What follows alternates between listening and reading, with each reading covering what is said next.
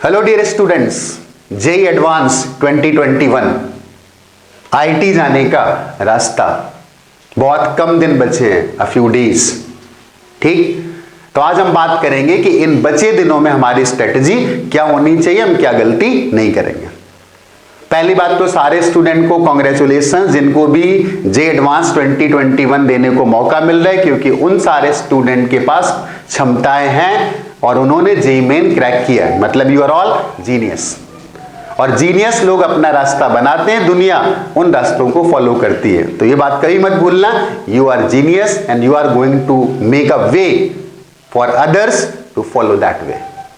ठीक, बहुत से लोग बताते हैं ये करना है, वो करना है, वो करना है। मैं बहुत ज्यादा डिटेल में ऐसी बातें नहीं करूंगा कि क्या ये सवाल लगाना है, ये करना है। हाँ, कुछ बेसिक गलतियों की बात करूंगा और कुछ बेसिक चीजें होंगी, फंडामेंटल चीजें होंगी तो मैं कर लेनी चाहिए, सिर्फ उनकी बात करेंगे।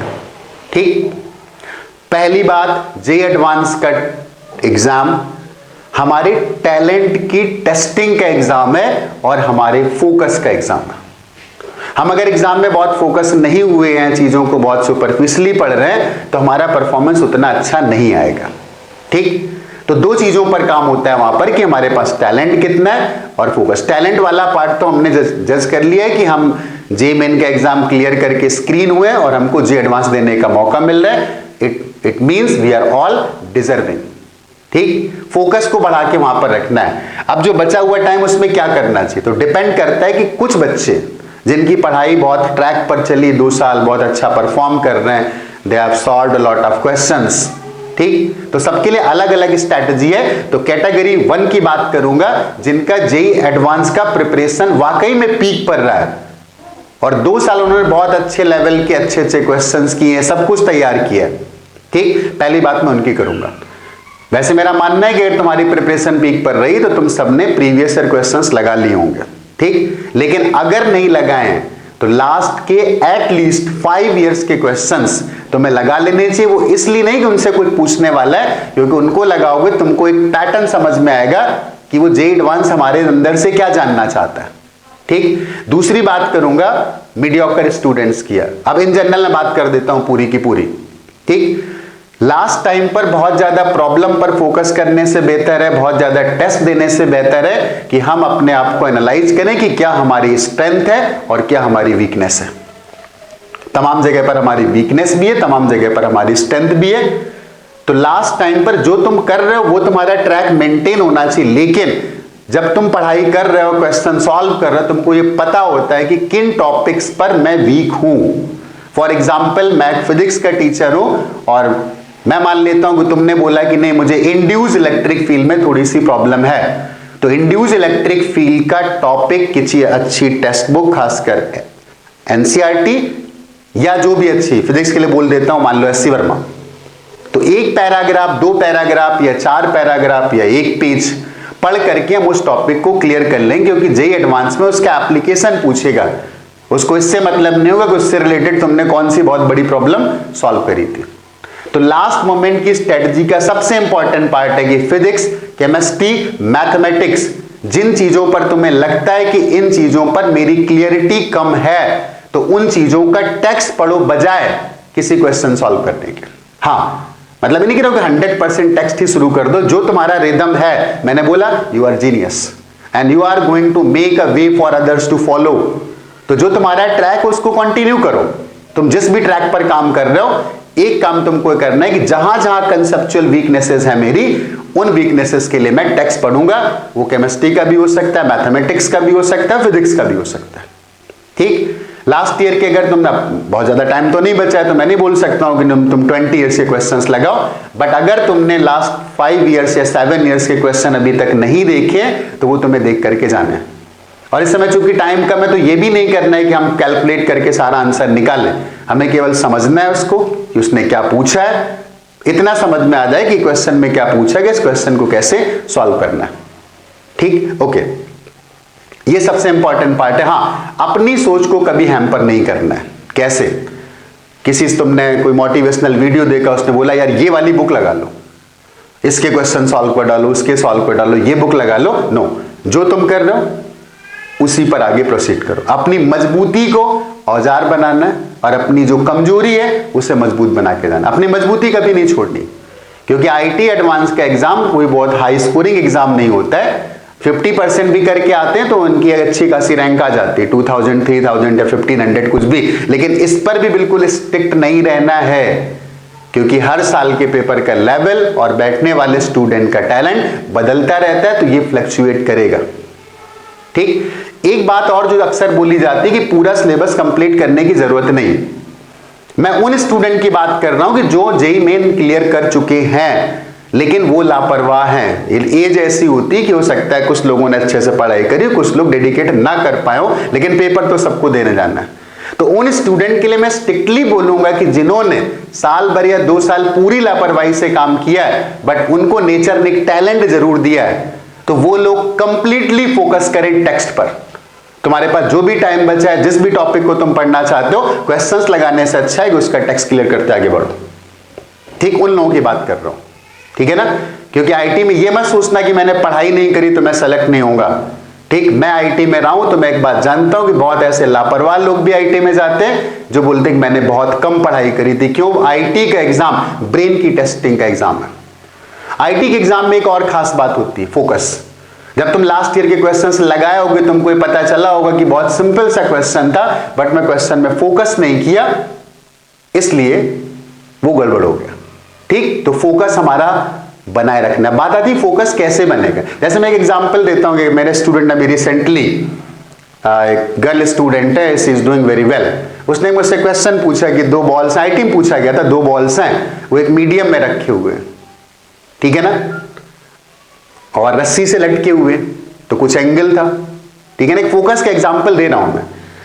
तो उसने पूछा, मीडियम भर दिया गया, तो उसने बोला इलेक्ट्रोस्टैटिक फोर्स में क्या चेंज आएगा, मतलब इन दोनों बॉल्स के म्यूचुअल फोर्स में क्या चेंज आएगा।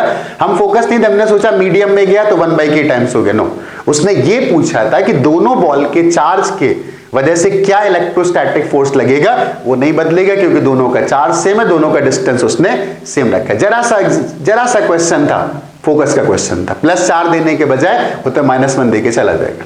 अब बात आती फोकस क्या कैसे बढ़ेगा। मतलब हम बात कर रहे हैं एग्जाम में जब बैठे हैं तो फोकस कैसे बढ़ाना। हमारा एग्जाम संडे को, फॉर एग्जांपल, मुझे नहीं पता वो डे कौन सा पड़ रहा है, ठीक है, जो भी एग्जाम जेईई एडवांस का है, आई डोंट नो, बट मैं मान लेता हूं कि that exam is on Sunday. हमें फ्राइडे को 9 बजे के बाद सब कुछ बंद करके रख देना, क्योंकि हम 2 साल पढ़ाई करें तो हमारी छटपटाहट होगी कि यार ये पढ़ लें, वो पढ़ लें, वो पढ़ लें। नो, स्ट्रिक्ट सजेशन, यहां मैं बिल्कुल स्ट्रिक्ट हूं, बाकी तुम्हारा तरीका तुम्हें सफल बनाएगा। क्योंकि फोकस बढ़ाना है, तुम्हारा ब्रेन कूल काम और कूल काम होना चाहिए और थका हुआ नहीं होना चाहिए। ठीक, आईटी में कोई सवाल पूछने वाला नहीं है जो तुम लगा चुके हो, लेकिन एप्लीकेशन उन सारे कॉन्सेप्ट की पूछ सकता है जो है हमारे सिलेबस में। तो तुम अगर मान लो संडे को एग्जाम है और तुम फ्राइडे के नाइट को पढ़ते हो, सैटरडे नाइट को पढ़ते हो, तो कुछ बदल नहीं लोगे। सिर्फ एक काम करोगे, अपने दिमाग को थका लोगे, और थका हुआ दिमाग जब जाएगा तो फोकस नहीं कर पाएगा।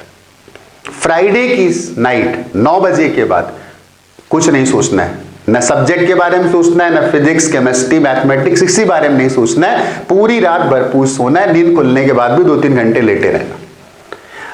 अगली नाइट आएगी सैटरडे नाइट, संडे को एग्जाम, पूरा दिन का टाइम रहेगा, क्योंकि तुम तो बहुत मेहनत करो ना। तो मेहनत करने वालों की खास बात होती है, उन्हें काम करने की आदत होती है, उन्हें काम ना मिले तो फ्रस्ट्रेट होते हैं। तो वो जो डे होगा ना तुम्हारा, बिना काम के तुम फ्रस्ट्रेट हो गए, तो उसमें क्या करना है, अपने घर में एंगेज होना है। म्यूजिक पसंद है तो म्यूजिक सुनना है, फिर जाके लेट जाना है, कुछ भी करना है, लेकिन बुक नहीं खोलनी और सब्जेक्ट्स के बारे में कुछ नहीं सोचना है। ठीक, ओके, ताकि तुम्हारा दिमाग प्रॉपरली रेस्ट पाए, और रेस्ट मिलेगा तो अगले दिन एग्जाम में वो अच्छा परफॉर्म करके आएगा। खाने वाने के बारे में जैसे खाते हो वैसे खाओ, हाँ ओवरडोज नहीं करना है, कम भी नहीं खाना है, कुछ कैलोरिक फूड जरूर ले लेना। सैटरडे को कैलोरिक लेना और संडे को भी लेना, क्योंकि शुगर हमारे बॉडी में रहेगा, अच्छा रहेगा। ठीक, अदरवाइज कुछ नहीं, जैसे कर रहे थे वैसे करते जाना है। अब आती है हमारे हाथ में क्वेश्चन पेपर होगा या हम कंप्यूटर पर दे रहे हो, क्वेश्चंस आ रहे होंगे। तो बहुत से स्टूडेंट क्या गलती करते हैं, मतलब आईटी जेईई एडवांस पेपर में बहुत से स्टूडेंट का सबसे बड़ा मिस्टेक जानते हो क्या होता है? अगर वो ये देखना शुरू कर दिए ओवरव्यू क्या पेपर का, उन्होंने देखा पेपर कैसा है, फटाफट देख ले केमिस्ट्री कैसी आई, फिजिक्स कैसी आई, मैथ और मैथमेटिक्स कैसी आई। ये गलती हमें नहीं करनी, क्योंकि आईआईटी का सवाल ऊपर से देख के नहीं पता चलता है कि कितना गहरा है। अगर ऊपर से सिंपल लग रहा है तो हो सकता है बहुत डिफिकल्ट हो, और ऊपर से अगर बहुत डिफिकल्ट लग रहा है तो हो सकता है बहुत सिंपल हो। ऐसे बहुत से एग्जांपल मैं कराता हूं, आईटी के पुराने एग्जाम्स होते हैं, देखने में बहुत डिफिकल्ट लगता है और होता सिर्फ एक लाइन का सवाल है, एक लॉजिक का सवाल होता है। तो हमें एक गलती बिल्कुल नहीं करनी, कौन सी? हम पेपर का ओवरव्यू नहीं करेंगे। तो क्या करेंगे? सवाल ये, पेपर हमें मिलेगा। यूजुअली मैं एक बात बोलूंगा कि मैथमेटिक्स सम टाइम, मतलब वो हमें क्या करती है, उलझा के रख देती है। तो मैं एक बात जरूर बोलूंगा, डोंट स्टार्ट विथ मैथमेटिक्स, चाहे तुम कितने बड़े भी मैथमेटिशियन क्यों ना हो। स्टार्ट विथ ईदर केमिस्ट्री और फिजिक्स। यूजुअली लोग फिजिक्स से स्टार्ट, दोनों में कुछ भी करो कोई फर्क नहीं पड़ता है। रिमेनिंग टाइम को मैथमेटिक्स के लिए रखना है कि जहां पर हम उलझेंगे हम प्रॉपरली लगे रहेंगे, क्योंकि हमको पता है कि we are done with 2 subjects. लेकिन अगर हमने पहले मैथमेटिक्स पकड़ ली और हम उलझ गए कहीं और हमारा 1.5 घंटा उसी में चला गया, तो हम अंडर प्रेशर आ जाएंगे कि अब 2 सब्जेक्ट हमारे पास बचे और हमारे पास टाइम नहीं बचा। मतलब क्या करना है, फिजिक्स या केमिस्ट्री 2 में से कोई एक पेपर चुनना, पहले नंबर पर, दूसरे नंबर पर भी इसी में होना चाहिए, लास्ट नंबर पर मैथ करना। और एक काम और करना है, जो क्वेश्चन आए एक सीरियल से पढ़ते चले जाना, सॉल्व करते चले जाना। आता है अच्छी बात है, नहीं आता है स्किप करके आगे बढ़ जाओ। लेकिन हमें ओवरव्यू पेपर का बिल्कुल भी नहीं करना है, क्योंकि ऊपर से देखने पर नहीं पता चलेगा जी एडवांस क्या है। जब उसको पढ़ोगे, फोकस से पढ़ो, और क्वेश्चन को बहुत फोकस से पढ़ना बहुत जरूरी, रिपीट भी ना करना पड़े और एक बार में क्वेश्चन, क्योंकि क्वेश्चन जब समझ में आता है ना तो हमारा 80% समस्या वहीं सॉल्व हो जाती है। अगली बात, paper may be difficult, might be very much difficult. मान लो इस साल जेईई एडवांस का पेपर बहुत डिफिकल्ट तुम्हें लगता है, उन सारी सिचुएशन में सिंपल लगता है बहुत खुश नहीं होना है, ठीक, डिफिकल्ट लगता है बहुत दुखी नहीं, सिर्फ एक काम करना है, जो क्वेश्चन हमारे सामने आएगा हम पूरे फोकस से उसको पढ़ेंगे, पूरे फोकस से उसको अटेम्प्ट करेंगे और आगे बढ़ते चले जाएंगे। नहीं आएगा हम छोड़ देंगे, ठीक है ना। डिफिकल्ट होगा तो ऑब्वियस सी बात है कि बहुत कम कट ऑफ जाएगा, 50%, 30%, 20%, 10%, कुछ भी हो सकता है। मेरे टाइम पर तो लोग 20% करके चले आते थे और 2000 रैंक आ जाती थी। Got the point?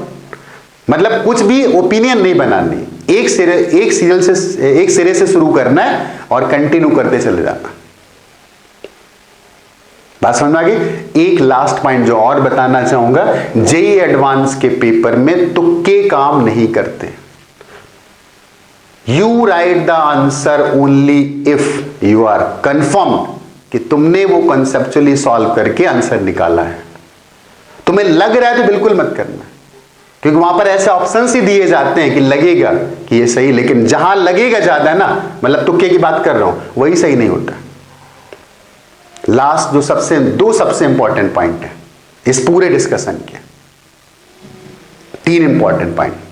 हमें सैटरडे को कुछ नहीं करना है, अपने दिमाग को पूरा रेस्ट देना है ताकि वो नेक्स्ट डे फोकस कर पाए, ठीक। दूसरा इंपॉर्टेंट पार्ट, हमें मैथ से शुरू नहीं करना है, और जिससे भी मैथ को लास्ट में करना, और एक सिरे से सारे सवाल पढ़ते जाने, जो आता जाता है उसको टिक करना है, जो नहीं आता है उसको छोड़ देना है, ठीक। अगर बाद में टाइम मिलेगा तो वापस आ जाएंगे, और प्रॉपर टाइम देना है, क्योंकि क्वेश्चंस बहुत ज्यादा नहीं होते। एक सब्जेक्ट में 1 घंटे के लिए अगर वो 18 क्वेश्चन दे रहा है, इसका मतलब वो तुम्हें दे रहा है कि तुम 4-5 मिनट लो उसमें, क्योंकि कुछ क्वेश्चन तुम्हारे 2 मिनट में ही सॉल्व हो जाएंगे, तो तुम्हारे पास टाइम सफिशिएंट है, ठीक। तीसरा पार्ट है, हमें कतई भी गैस नहीं करना है।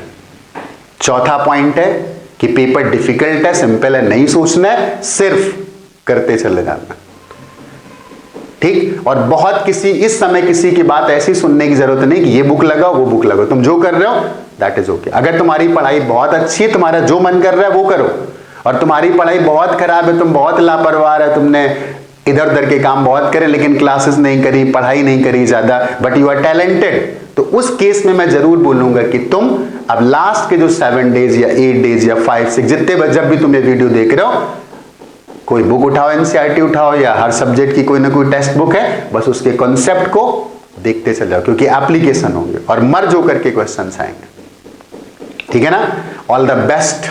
यू आर, ये याद रखना, you are genius and you are going to make history and you are doing something for others to follow.